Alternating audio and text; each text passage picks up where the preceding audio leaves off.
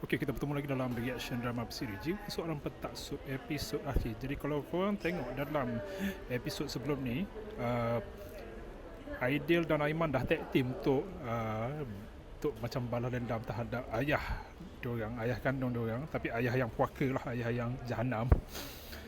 Tetapi masa mereka tengah bergasak dengan Firzan tu, mereka dihalang oleh Suri yang mengacukan pistol. Ingatkan Suri yang acukan pistol tu nak tembak dia orang berdua, tapi sebenarnya dia nak target dekat Firzan.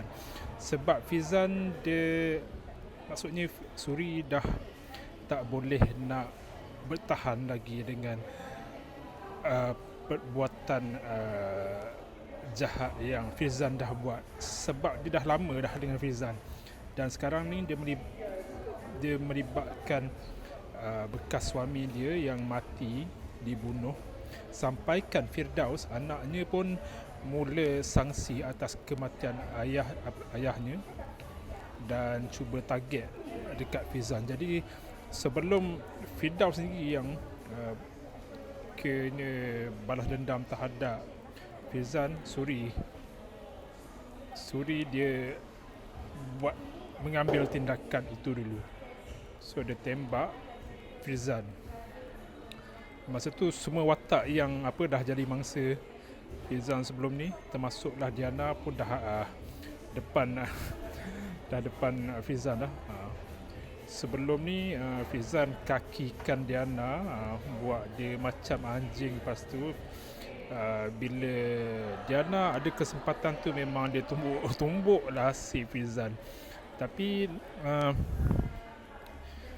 adalah saya baca katanya Firzan terbunuh ke, sebab tengok yang Suri tembak dia dekat kaki. So saya terbayang yang mungkin Firzan dia macam cedera je, tapi kalau dia terbunuh, so macam Suri mungkin akan ke dalam dah sebab membunuh lah. So itulah. Tapi yang pasti Diana terlepas lah dari siasaan Firzan. Aidil pun mungkin dia boleh jelaskan kepada bekas isteri dia, ataupun dia sekian lama dia menutup rahsia dia dan ayahnya tu, akhirnya mungkin dia boleh memberitahu tentang apa yang disembunyikan pada mentuanya, pada isterinya dengan tenang. Itu saya bercerita secara kasar lah lepas melihat beberapa adegan daripada episod akhir ni. So korang puas hati tak dengan pengakhiran drama begini? Jumpa lagi.